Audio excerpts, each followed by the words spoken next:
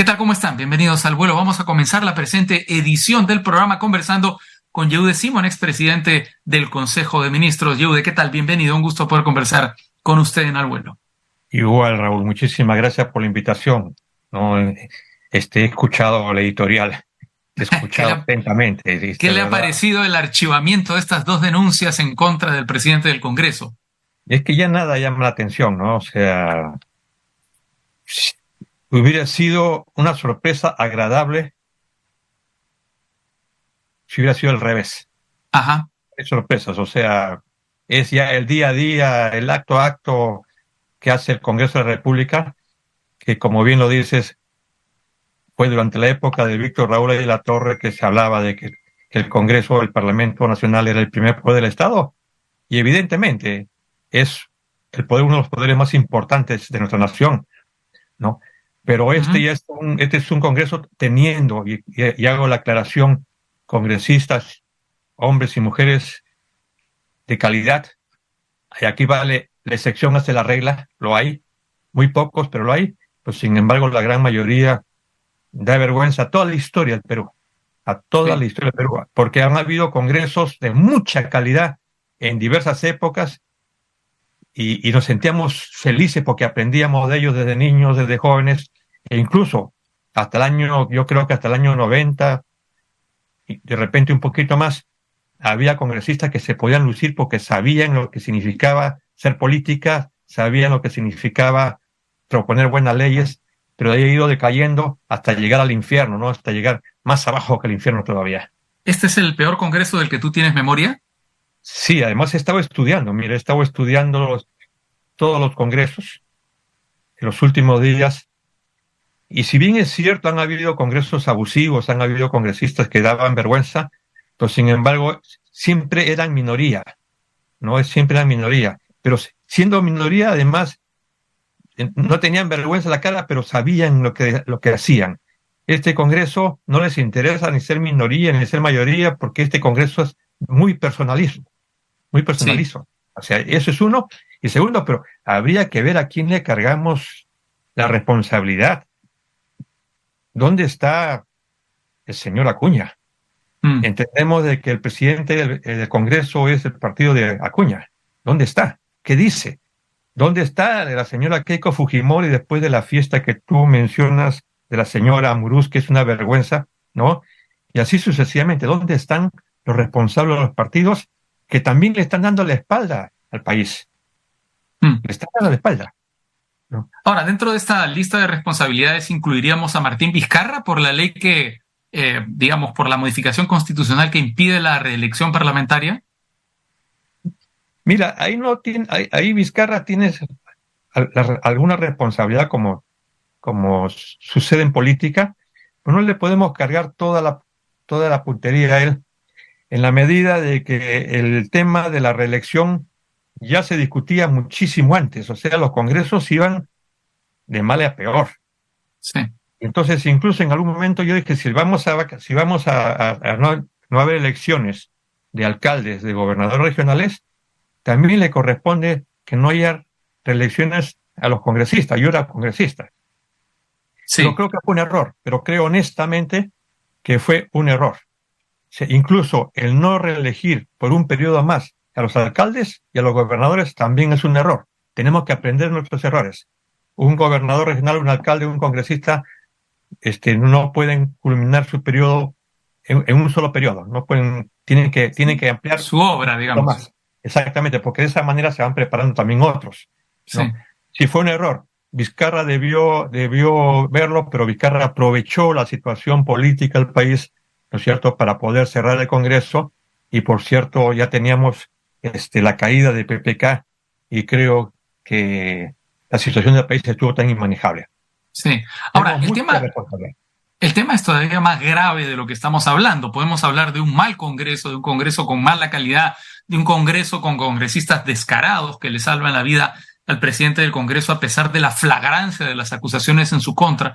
Pero digo que el problema es todavía más profundo porque hay temor, por ejemplo, en distintas embajadas, de que este Congreso o de que esta coyuntura política sea el anticipo de la llegada de nuestro país a la condición de narcoestado, es decir, un estado controlado por las mafias del narcotráfico y bueno, por supuesto, por otras mafias como las mafias de la minería ilegal, etcétera, etcétera. ¿Eso es posible? ¿Cómo frenar ese camino y cómo recomponer el rumbo? Mira, pero eso tampoco es novedad, Raúl. O sea, ya se Sí, venía diciendo de que vivimos un estado, un narcoestado. Ya se decía el significado de la minería ilegal contra el medio ambiente, el cambio que favorece todo el tema de cambio climático, los asesinatos que habían, la prostitución que había en esas zonas. Eso se ha venido diciendo no ahora, pero que ahora se ha profundizado, es cierto, porque ahora no tienen vergüenza en la cara algunos, y incluso desde el Congreso la promocionan. sí. ¿No? Porque no es que uno proteja la minería ilegal, lo que se planteó siempre es formalizarla.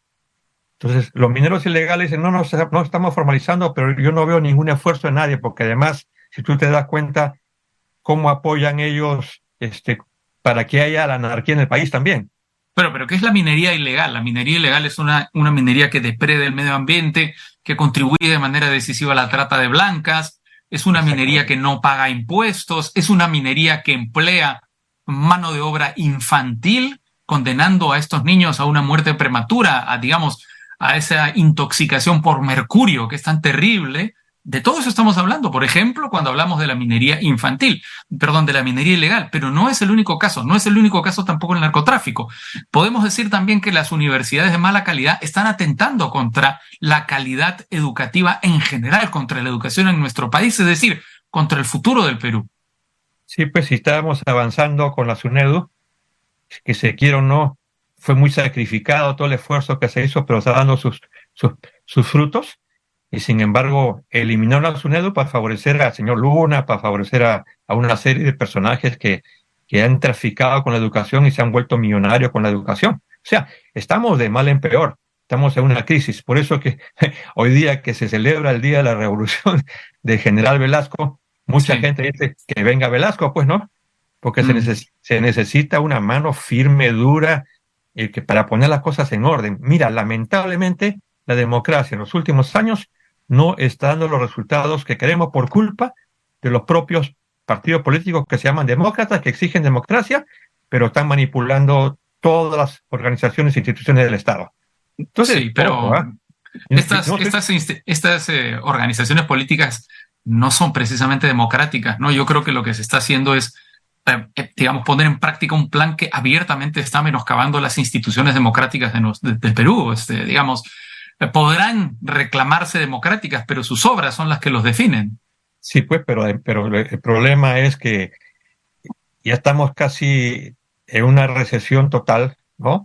Y ya sabes tú que el promedio de crecimiento de nuestro país no va a alcanzar el promedio del crecimiento de los países de América, cosa Sí. que era diferente hace muchos años atrás. Bueno, algunos think tanks dicen que será cero, ¿no? Sí, o sea, pero además que no va a crecer, o sea, que va a estar bajo el promedio. Así es, pero el ser cero significa también recesión, porque tú Sí, sabes por muy bien, supuesto. ¿no? Que no hay inversión privada, los privados no van a arriesgar, no van a arriesgar. Y segundo, una presidenta que está, no sé si en el cielo o en el infierno, pero está fuera de la tierra, No, no, fuera de la además es realidad. peor porque el cero, como dices tú, efectivamente es una suerte de recesión si, digamos, lo tabulamos con la inflación y con el crecimiento de la población, ¿no? O sea que no es Así cero, es. es menos que cero. Ahora, quizá la gran diferencia entre la situación actual de nuestro país y las anteriores crisis, y pienso, por ejemplo, en los últimos años del gobierno de Fujimori eh, y otras situaciones de crisis de nuestro país, es el pesimismo que se ha generalizado entre todos los ciudadanos, ¿no? Esta sensación de que ya no hay nada que hacer, de que la batalla está perdida, de que este país no lo arregla nadie. ¿Qué hacer para revertir esto que ya es una pésima noticia, quizá la peor de todas las que estamos viviendo en los últimos tiempos? Y lo peor caso es que tenemos crisis en las propias Fuerzas Armadas, tenemos crisis en las fuerzas policiales, tenemos crisis incluso en la iglesia, ¿no? Antes la iglesia se respetaba, la iglesia llamaba y se ponía las cosas un poco en orden, o por lo menos se reflexionaba. Hoy la iglesia ni siquiera puede participar, no participa, participa un poco asustada, parece. Entonces, ¿Sí? ¿Te no hay, parece? me parece de que dice cosas a veces bien, pero parece que tuviera una contraposición al interior, que Pero hay, cuando hablas de la iglesia, ¿a quién te refieres? ¿Al nuncio? ¿Al arzobispado? bueno, Específicamente a quién te... Porque entendremos que, integrantes de la iglesia hay un montón, ¿no? claro, pero entendemos que la cabeza de la iglesia es Monseñor Castillo, ¿no es cierto? Y, Sí. y yo tengo el mejor de los conceptos de él, el mejor de los conceptos de él, pero me da la impresión de que su autoridad está resentida, o sea, está debilitada, porque hay otros sectores que están incluso en discordancia con él, y por lo tanto ya no hay una unidad. No era como cuando estaba Landazuri, que tú no te acordarás porque eres demasiado joven. Me acuerdo de algo, sí. Landazuri Ricketts. Exactamente, ¿no? Que era un personaje, incluso el propio Bambarén en algún momento, ¿no? Pero había una iglesia más unitaria. Pero ahora las Fuerzas Armadas no saben qué hacer. Pero la iglesia está mejor que con Cipriani. No, no, no, por favor, no digamos lisuras, no. O sea, la iglesia está muy bien con Castillo, la Mm. iglesia está muy bien, o sea, yo respeto mucho a Castillo, lo siento, lo escucho, y creo que su mensaje es muy social, creo que su mensaje es muy cristiano, ¿de acuerdo? Pero creo de que al interior tiene muchas dificultades, esa es mi impresión. Por eso es que, si bien es cierto, el CEAS o la conferencia, la confederación de la iglesia, Conferencia episcopal, sí. la conferencia episcopal se ha puesto firme en los últimos momentos.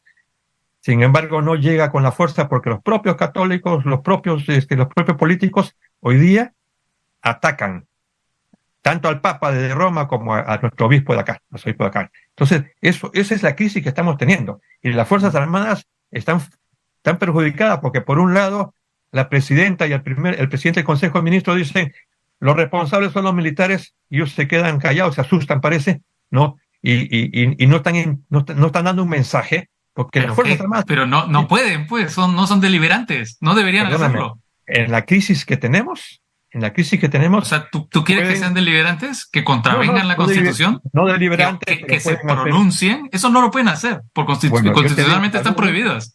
bueno, cuando haya guerra civil, ¿no es cierto? Cuando reviente todo esto y cuando comiencen a ver los muertos y sean ellos los juzgados, porque ya la Dina y la señora, le voy a decir la Dina, la señora Dina y el presidente del Consejo de Ministros han dicho, ellos tienen responsabilidad.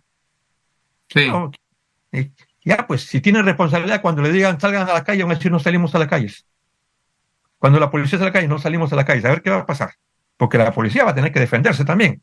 No esos policías, esos jefes que por el Mm. carguito, ¿no es cierto?, se someten a una autoridad, sino aquellos que saben defender su institución y saben defender lo que es la patria. Hoy día la patria Eso es más bien llamar a un golpe de Estado, es decir, la policía insubordinándose ante la presidenta. Yo te pregunto, ahorita en este momento, ¿tú crees que la gente no está esperando eso? Que haya un golpe de Estado.